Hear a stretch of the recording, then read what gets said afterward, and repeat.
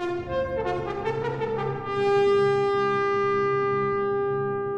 I'm Leanne Knight, the author of Fitch Tavern Tales, A Colonial Adventure. And I want to welcome you today to the real Fitch Tavern and give you a short tour. Come on in.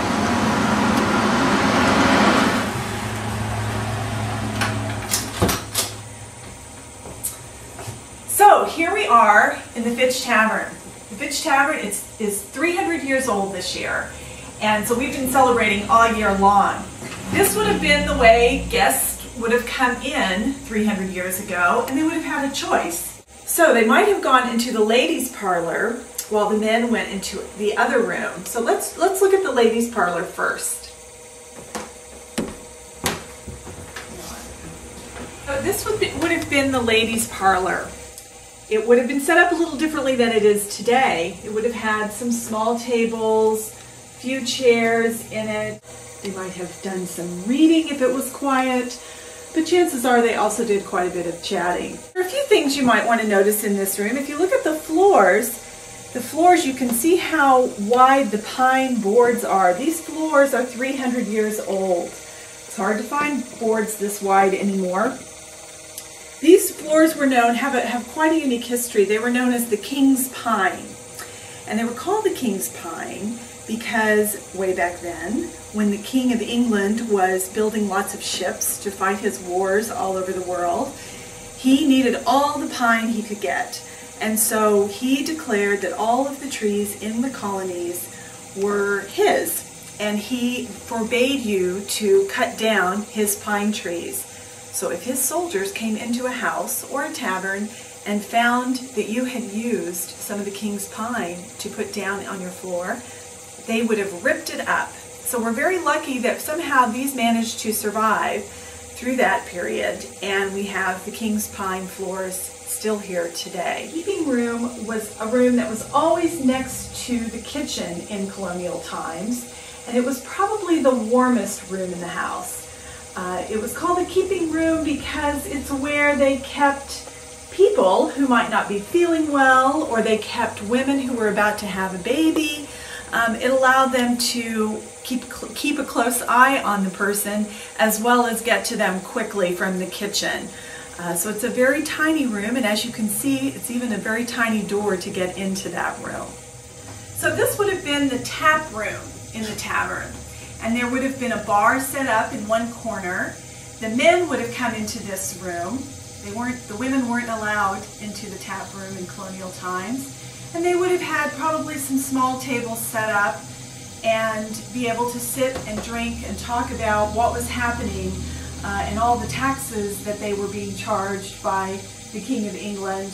And this is where a lot of revolutionary planning got done in all the taverns in New England. If they were traveling overnight, they might go upstairs and stay upstairs for a little while. There were two big rooms right above this room and the parlor, and they would have had several small beds in it. So whoever was coming by and staying the night, they would all sleep in one room.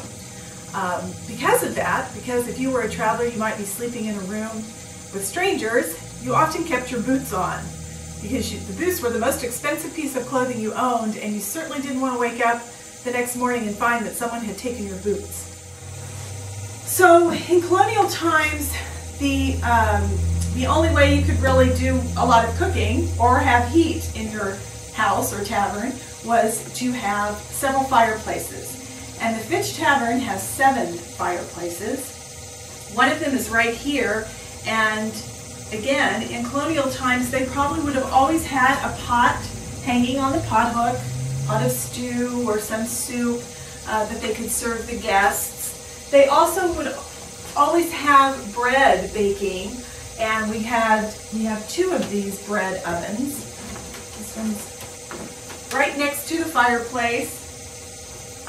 Looks kind of like a pizza oven.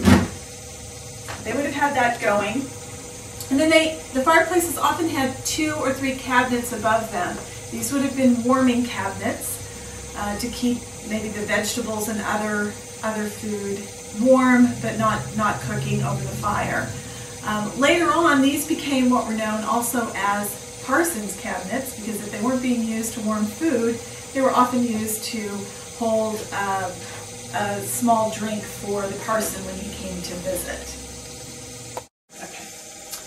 So this room is the kitchen, the old colonial kitchen, and it's where the family would have spent most of their time during the day and evening. They would have cooked all the meals in here. This would have served almost like a living room as well for the family when guests were at the tavern.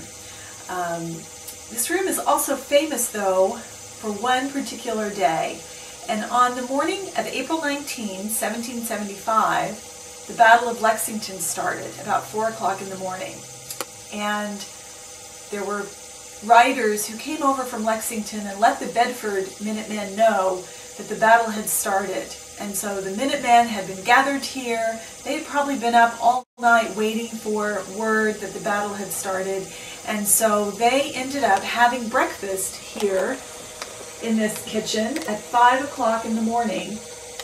Now, it was so early that Mrs. Fitch had not lit the fires yet in the fireplaces, so she did not have any warm food to serve them. So the Bedford Minutemen started their part of the Revolutionary War on cold mush and warm ale. Not very appetizing, but nevertheless, that's what they had for breakfast. And then they got up and marched down to Concord to the North Bridge to participate in the Battle of Concord that day. So every year the Bedford Minutemen reenact that march down to Concord, to the North Bridge, and they start here at 5 o'clock in the morning. We don't serve them cold mush and warm beer. We actually serve them a hot breakfast and hot coffee so that they're well fortified to make the 1.5 mile march to the North Bridge. Well, that concludes our tour today. I hope you've enjoyed a little glimpse of the real Fitch Tavern, and that you'll come back and see us when we have more Fitch Tavern tales to tell.